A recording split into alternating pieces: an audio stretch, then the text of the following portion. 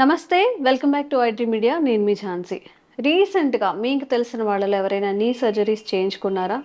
ఆ తర్వాత కూడా వాళ్ళకి పెయిన్స్ రావడం కానీ మళ్ళీ తరచూ హాస్పిటల్కి వెళ్ళడం చూస్తున్నారా? ఒకవేళ మీరే ఆ వ్యక్తి అయితే ఈ వీడియో మీకు చాలా ఉపయోగంగా ఉంటుంది. లాస్ట్ వరకు స్కిప్ చేయకుండా చూడండి. ఇంకా మీ ఫ్రెండ్స్లో కానీ రిలేటివ్స్లో కానీ ఎవరైనా కానీ రీసెంట్గా ఆపరేషన్ చేయించుకున్నా, ఇంకా ముందు చేయించుకోవాలి అనుకుంటున్న వాళ్ళు కూడా ఈ వీడియో ఫార్వర్డ్ చేయండి.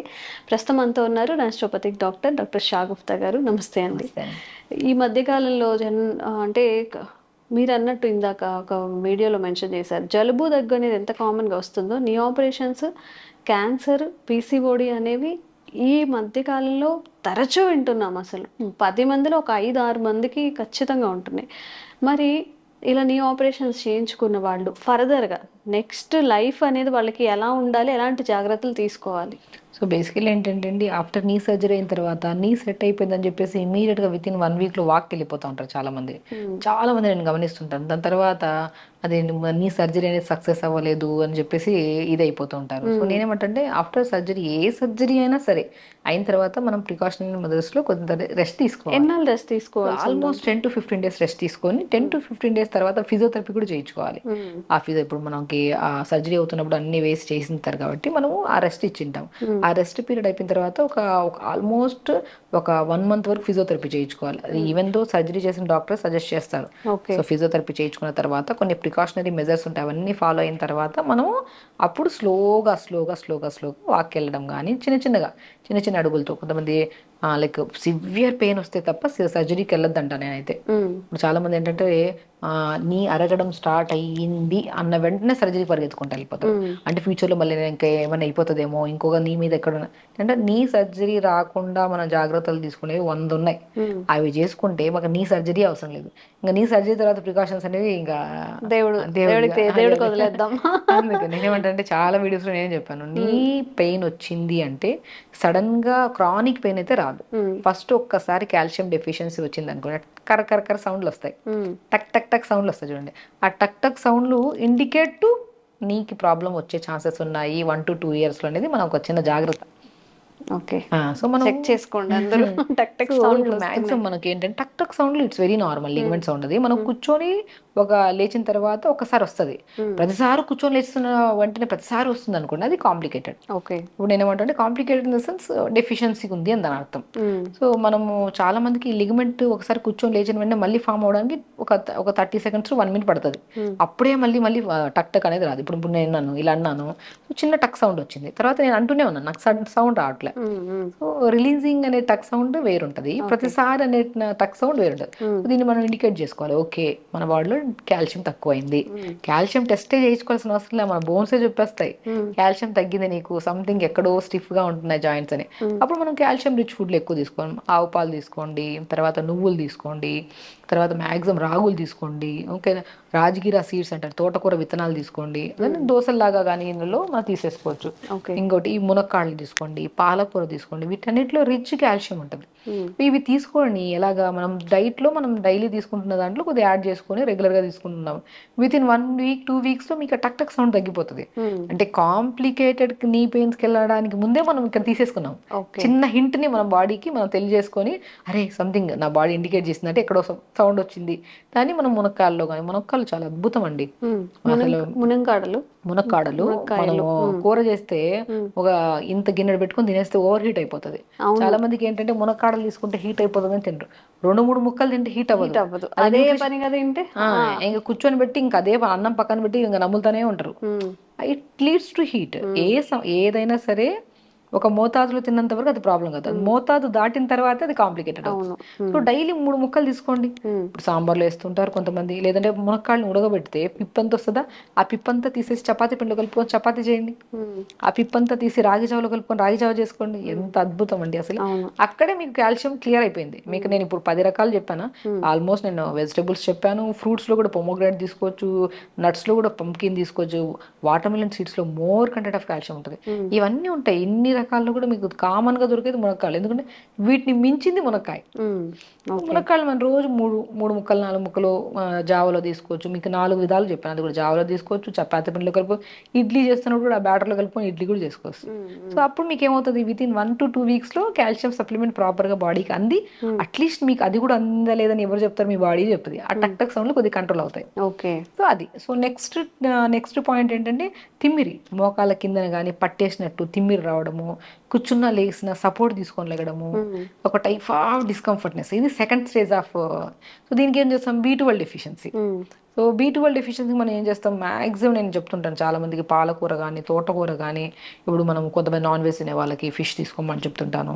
సో వెజిటేరియన్స్లో అయితే ఎన్ని వెజిటేబుల్స్లో ఉంటుందండి బి కాంప్లెక్స్ విటమిన్ అనేది, ఆల్మోస్ట్ అన్నిట్లో ఉంటుంది. స్పెసిఫికల్గా ఒక దీని గురించి మాట్లాడుకోవచ్చు. ఇప్పుడు హయ్యర్ దెన్ మనం మాట్లాడుకున్నాం అనుకోండి, గోందు కతీరా అంటారు. గోంద్ కతీరా ఉంటుంది, గోంద్ ఉంటుంది, రాజగిరా సీడ్స్ ఉంటుంది, సింఘాడ ఫ్రూట్ ఉంటుంది. ఇవన్నీ మనకు దొరకేటప్పటికల్లా మనకి మోకాళ్ళ నొప్పులకు స్టేజ్ సింఘాడ ఫ్రూట్ అని మనకి చాలా మంది బండ్లలో అమ్ముతుంటారు. ఈవెన్ మనం ఎక్కడైనా దొరుకుతుందండి, చాలా ప్లేసెస్ లో దొరుకుతుంది. సింఘాడ ఫ్రూట్ అంటే బొగ్గులాగా ఉంటది ఇట్లాగా, దాన్ని తీస్తే దాని లోపల కండ తెల్లగా ఉంటది, దాన్ని పౌడర్ చేసి చపాతీలో వాడుతుంటారు. యాక్చువల్లీ ఏంటంటే ఇప్పుడు మనకి మాక్సిమం కొన్ని నార్త్ ప్లేసెస్ లో మోకాళ్ళ నొప్పులు తక్కువ ఉంటాయి.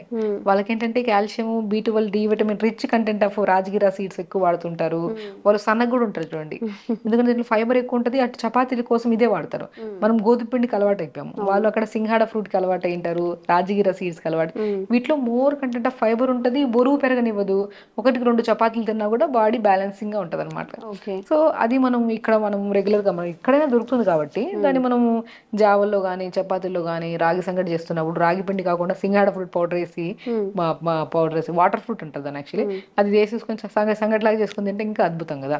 ఓకే. అలా ఇవి తీసుకుంటే మనకి B12 డెఫిషియన్సీ క్లియర్ అయిపోతుంది.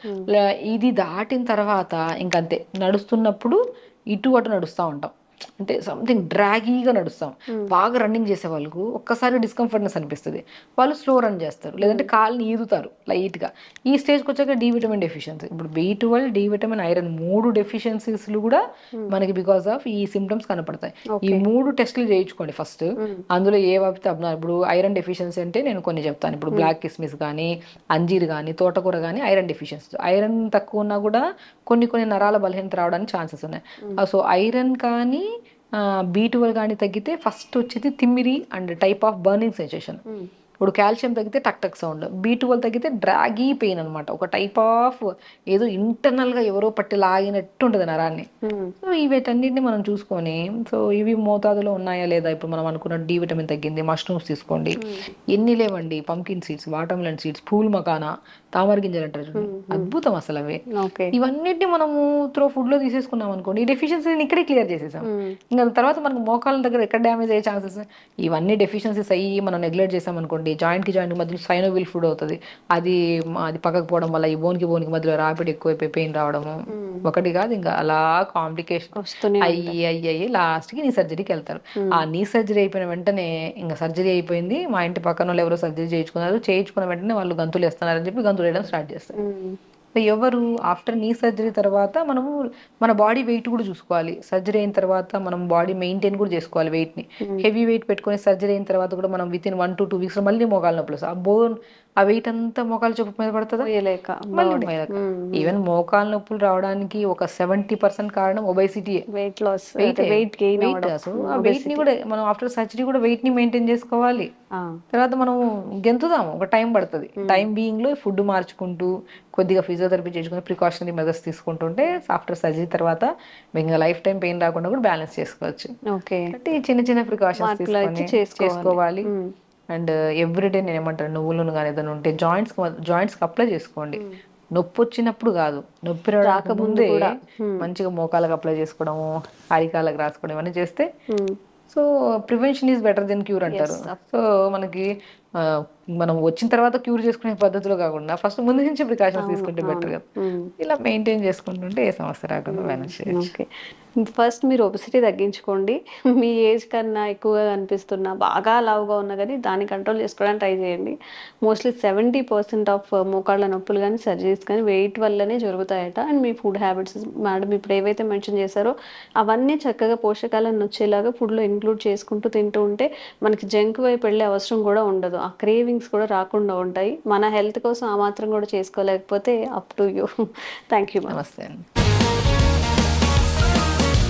Sir, one life lesson what medicine has taught you. Whatever you can do without expecting. But I really believe మన పాజిటివ్ యాటిట్యూడ్ ఉంటేనే మనం ఏదైనా సాధించగలం. గట్ ని మనం కరెక్ట్ గా డీల్ చేసినట్లయితే అది మనకి పాజిటివ్ హార్మోన్స్ ని రిలీజ్ చేస్తుంది. షుగర్ వచ్చిన వాళ్ళ పరిస్థితి ఏంటి? పొట్ట దగ్గర పెరిగితే దాన్ని ఆండ్రాయిడ్ అంటారు. ఆండ్రాయిడ్ ఫోన్ కదా. అసలు థాట్స్ ఎందుకు వస్తాయి? బ్రెయిన్ డెడ్ అంటే దానికి ప్రపంచం అంతా కూడా కొన్ని నిర్దిష్టమైనటువంటి లక్షణాలు. మానసికంగా ధైర్యంగా ఉంటే క్యాన్సర్ జయించవచ్చు. You are a doctor for a cause sir, అంతే. వాళ్ళకి వచ్చిన ఆదాయం కాకుండా ఫ్రీ సర్వీస్ ఎంతమందికో చేస్తుంది.